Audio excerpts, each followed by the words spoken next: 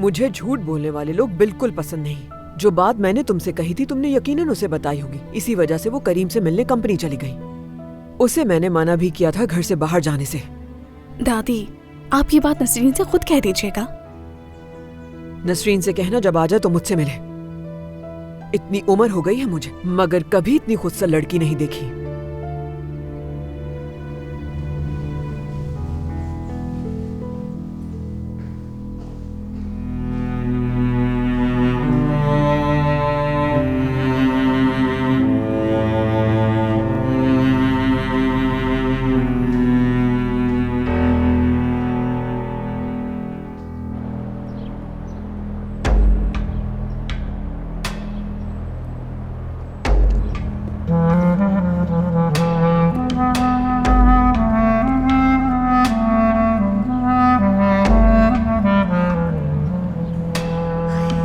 इस कंपनी में तो बहुत बड़े बड़े लोग काम करते होंगे।